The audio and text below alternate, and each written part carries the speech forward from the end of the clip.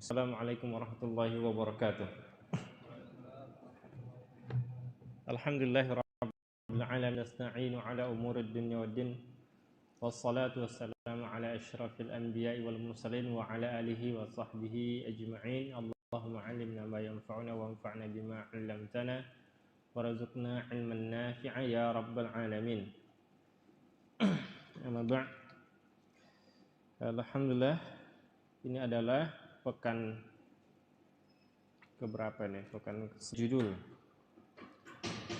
Al-Hadru wal Ibaha. Ibahatu faminan nasi man yaqulu syari'ah. Menahan diri atau kalau boleh dilakukan hukum dasar, apakah melarang, apakah manusia di antara ulama maksudnya di sini. Man yaqulu mengatakan innal asya'a 'alal hadri. Jadi sesungguhnya segala sesuatu itu hukumnya dilarang. Hukum asalnya syariah, kecuali yang dibolehkan syariah. Ada yang dalil yang mengatakan halal baru boleh dimakan, misalnya bekicot misalnya. Apa hukum asalnya adalah tidak boleh. Al-hadru. Ada yang mengatakan suwa annal asla fil asya'i boleh dan tidak mengatakan haram. Tashabu an yustashabal asla, yaitu mengembalikan kepada hukum makan bekicot, maka dikembali pendapat tadi. Ada yang mengatakan boleh, ada yang mengatakan haram, ada yang mengatakan diam. Al-aslu fil asya'i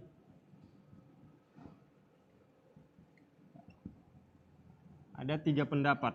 Ada yang mengatakan al-ibahah, ada yang mengatakan al-hadru, ay al-man'u, dilarang. Kemudian ada pendapat yang mengatakan at-tawaqquf. Nah, di antara para ulama yang mengatakan al-ibahah adalah jumhur. Ini adalah pendapat jumhur.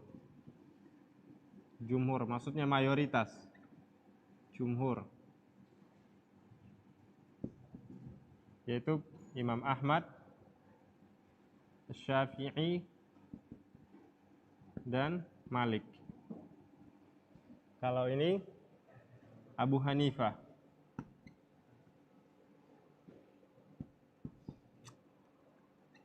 Kalau ini Abu Ali At-Tabari. Abu Ali At-Tabari. Abu Ali At-Tabari, kemudian ada namanya Al-Abhari. Al-Abhari. Nah, ini ulama-ulama yang mengatakan kalau hukum asal itu adalah boleh, yaitu Imam Ahmad, Imam Syafi'i, Imam Malik. Jadi mereka mengatakan kalau misalnya tidak ada dalil, misalnya apa hukum makan bekicot tidak ada dalilnya, baik dalam Al-Qur'an maupun Sunnah, mereka mengatakan boleh. Hukum asalnya boleh kalau tidak ada dalil. Kalau Abu Hanifah, kalau tidak ada dalilnya, hukumnya apa? Al-man'u, dilarang. Al-hadru, dilarang. Kemudian ada yang tawakuf, maksudnya tidak mengatakan dilarang, tidak mengatakan boleh, yaitu Abu Ali At-Tabari dan Al-Abhari. Jadi masing-masing punya landasan. Kalau Abu Hanifah mengatakan walillahi ma fis samawati wal ard. Walillahi ma fis samawati wal ard. Kalau dalil yang mengatakan ibahah, huwallazi khalaqa lakum ma fil ard. Huwallazi khalaqa lakum ma fil ardi jami'an.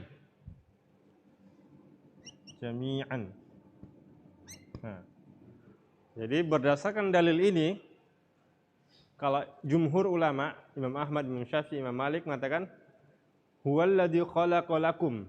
Allah lah yang menciptakan bagi kalian, untuk kalian. Jadi artinya apa? Semua boleh untuk kalian. Semua yang Allah ciptakan yang ada di bumi ini semuanya untuk kalian. Semuanya untuk kalian, kecuali misalnya yang diharamkan seperti khinzir, kemudian bangkai dan seterusnya. Kecuali ada beberapa dalil yang diharamkan. Kemudian Abu Hanifah mengatakan hukum segala sesuatu itu adalah hukum asalnya adalah dilarang. Karena Allah mengatakan walillahi ma fis samawati wal ardh. Semuanya milik Allah. Ada yang ada di langit maupun di bumi, semuanya milik Allah. Artinya kita tidak boleh berbuat seenaknya gitu.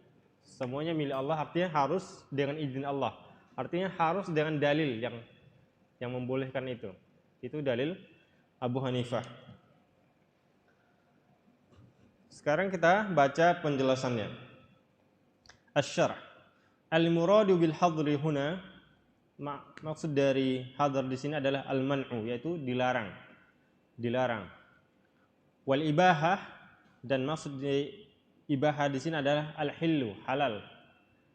Maksud dari boleh di sini adalah halal. Wa naqala al-musannifu rahimahullahu fi hadzal mabhath khilaful ulama. Penulis Imam Juwaini rahimahullah taala menukil atau menyebutkan pada pembahasan ini, pembahasan masalah al-hadr wal ibahah ini, khilaful ulama, yaitu perbedaan pendapat para ulama. Halil aslu fil asya'i al-ibahah illa maqamat dalil ala tahrimihi. Apakah hukum asal dari segala sesuatu adalah boleh kecuali ada dalil yang mengharamkannya? Atau annal asla, atau bahwa hukum asal fil asya'i, ini salah ini. Al aslu al asya' coret asya' yang pertama. Sama enggak? Nah. Annal asla fil asya'i. Annal asla fil asya'i yang benar. Annal asla al asya' itu yang pertama dicoret aja. Au annal asla fil asya'i at-tahrim. Atau hukum asal dari segala sesuatu adalah haram. Haram. Illa maqamat dalilu ala hillihi, kecuali ada dalil yang menghalalkannya. Nah, jadi ini adalah perbedaan pendapat yang disebutkan oleh Imam Juwaini dalam matan Al-Waraqat. Jadi ada yang mengatakan hukum asal adalah boleh, ada yang mengatakan hukum asalnya adalah dilarang. Fastadalla man qala bil awwal.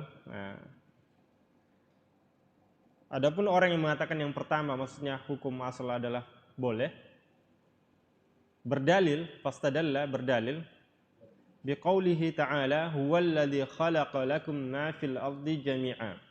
Dialah, maksudnya Allah, yang menciptakan untuk kalian. Artinya semuanya milik kita, semuanya milik manusia. Semua yang Allah ciptakan yang ada di bumi ini semuanya milik kita. Ma fil ardi jami'an. Dialah yang menciptakan untuk kalian semua yang ada di bumi ini, semuanya.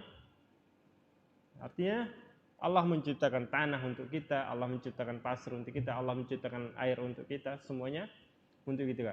Buah-buahan yang ada dimanapun itu untuk kita. Famtannallahu alaina bi anna jami'a ma fil ardi khulqun lana. Allah memberikan kepada kita bi anna jami'a ma fil ardi khulqun lana, bahwa semua yang ada di bumi itu adalah tercipta untuk kita.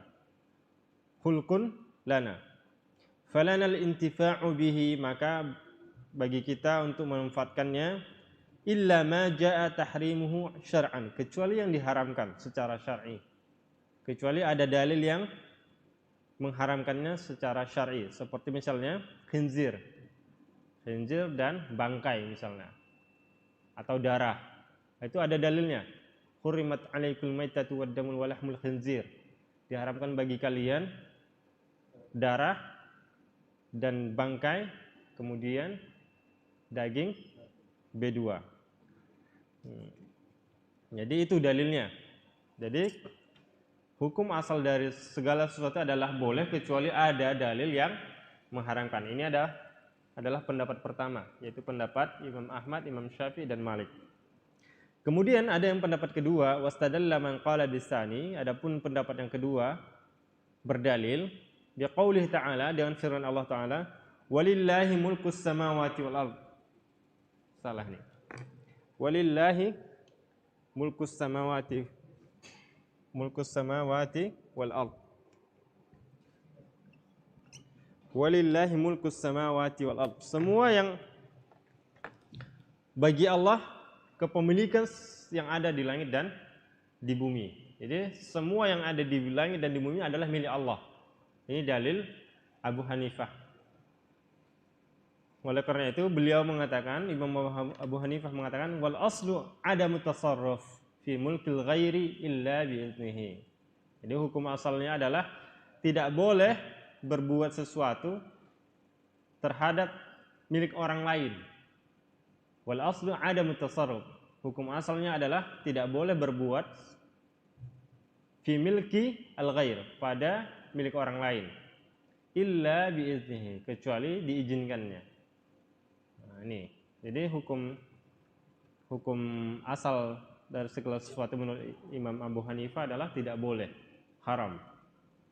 Dalilnya ini, walillahi mulkus samawati wal ardh. Kemudian wal qaulul awwal huwa ar-rajih. Imam Juwaini mentarjih, memilih yang lebih kuat. Mengatakan al-qaul awal huwa ar-rajih. Pendapat yang pertama adalah pendapat yang kuat, ar-rajih. Wa bittali, kemudian fa idza waqafna ala syai'in, apabila kita mendapatkan sesuatu, yakni menghadapi sesuatu, lam na'lam nassan, yang kita tidak tahu nasnya, tidak tahu dalilnya. Misalnya apa tadi, hukum bekicot, apa hukum makan bekicot. Lam na'lam nassan, kita tidak tahu tidak tahu nasnya, dalilnya. Yaqdi bihillihi aw hurmatihi, apakah nasnya itu mengatakan halal atau haram. Fal aslu huwa al-ibahah. Hukum asalnya adalah apa? Boleh, ibahah. Hatta yaquma dalilut tahrim, sampai ada dalil yang mengharamkannya. Selama tidak ada dalil yang mengharamkan, artinya hukumnya apa? Boleh.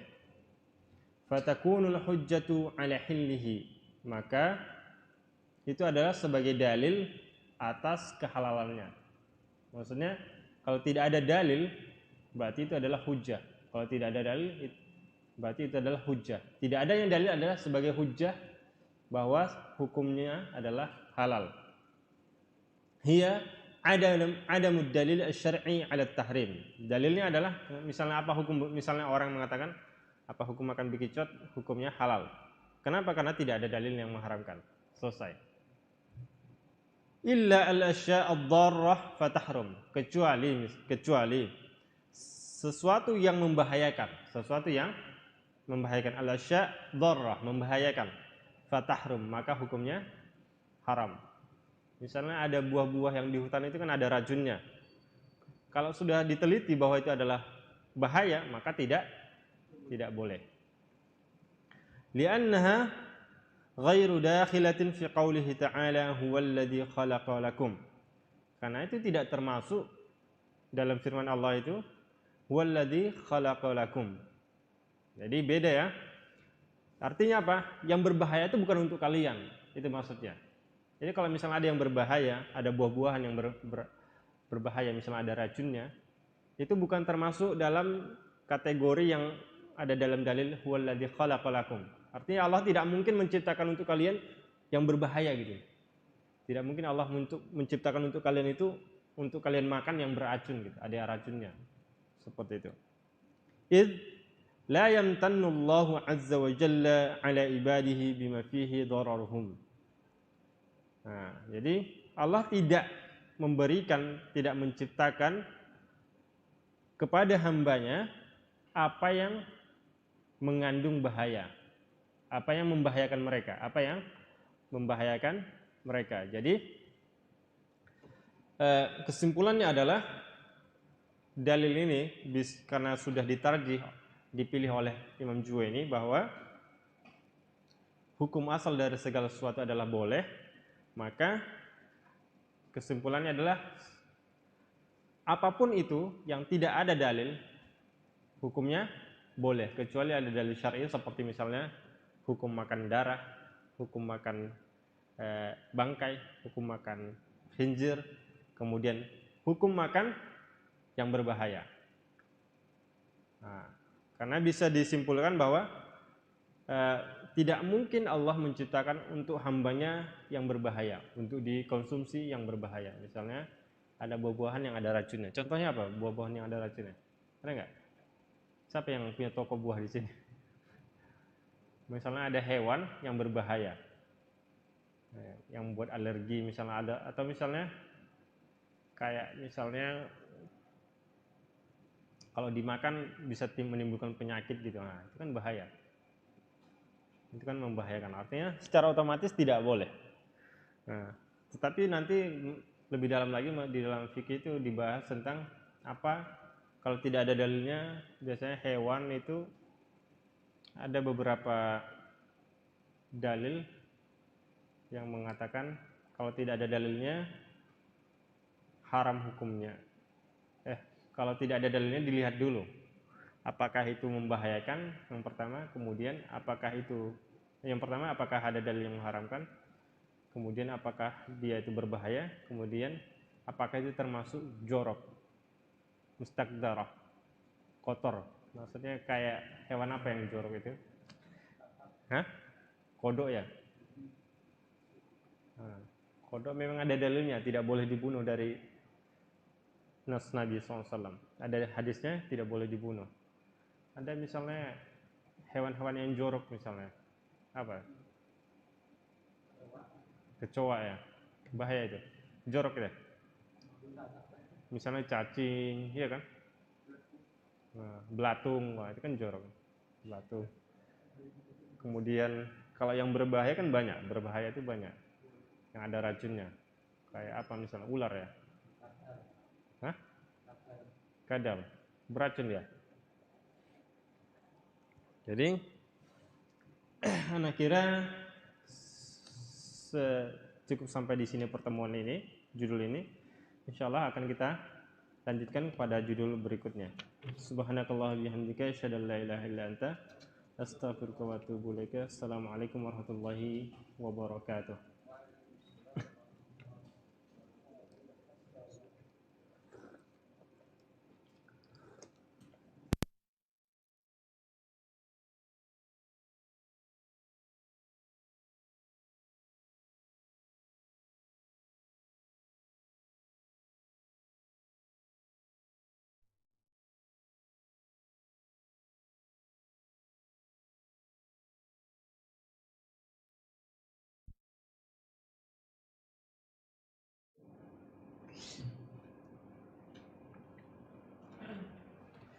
Karena pendek-pendek judulnya. Jadi kalau rokok itu kalau bagian ada yang mengatakan itu katanya dalilnya karena itu apa nggak ada nas langsung dari Al-Quran. Apa? Yang rokok itu. Rokok. Tapi kias, dikiaskan. Pakai kias. Kias itu kan dalil yang muttafaq ya. Semua imam itu setuju kalau kias itu adalah dalil syar'i. Dalilnya kias.